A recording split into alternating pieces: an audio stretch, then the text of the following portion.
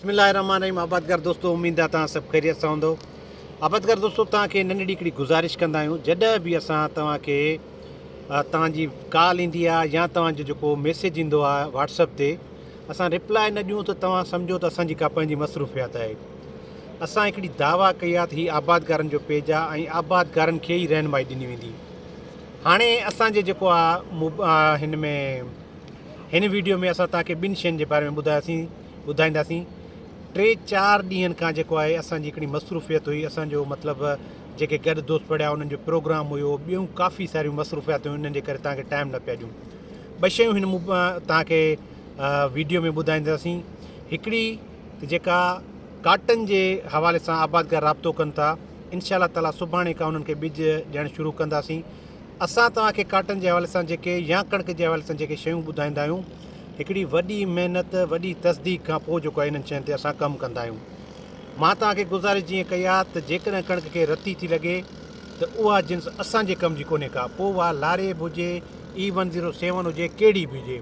असां जंहिं जिन्स जे बारे में दावा कंदा आहियूं उनखे रती कोन थी लॻे त इंशाअल्लाह ताला उनखे बिल्कुलु प्रॉपर तरीक़े सां तव्हांखे बार बार वीडियो ठाहे ॾेखारींदासीं। हिकिड़ी ॻाल्हि इहा आहे, काटन जे हवाले सां तव्हांजी इहा ॻाल्हि ज़हन में हुजे त असां तव्हांखे जेके वणनि जो ॿिज था ॾियूं, ईअं सम्झो वणनि जा असां तव्हांखे वण था ॾियूं।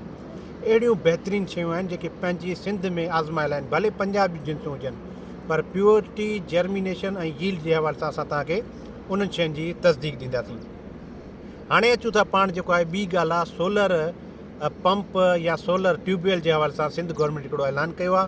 उनजी आख़िरी तारीख़ तव्हां यादि करे छॾियो त उनजी आख़िरी तारीख़ फारम जमा कराइण जी 20/2/2026 लिखियलु आहे। हिकिड़ी ॻाल्हि इहा नोट करण जी आहे।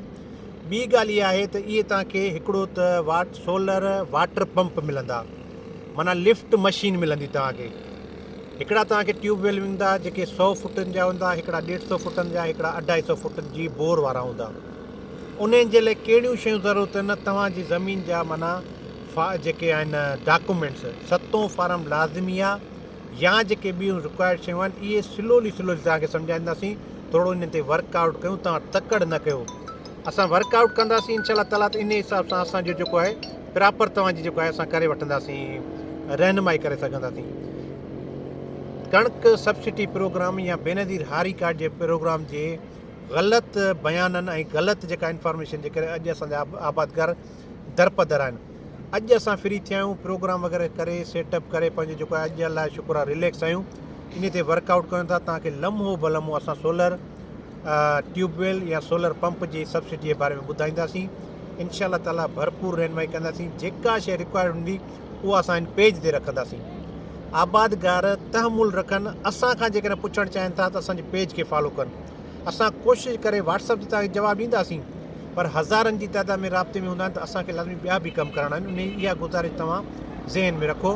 इन सब्सिडी जे बारे में, इन प्रोग्राम जे बारे में तव्हांखे 2 ॾींहंनि जे अंदरि थारोली त इन जी जेको आहे रिक्वायरमेंट्स छा आहिनि, इन जो फारम कीअं भरिबो, आबादगार खे कहिड़ी इंफॉर्मेशन ॾियणु घुरिजे, इहे सभु शयूं तव्हांखे इंशाअल्लाह ताला सोलर पंप या सोलर ट्यूबवेल जे हवाले सां असां तव्हांखे ॿुधाईंदासीं।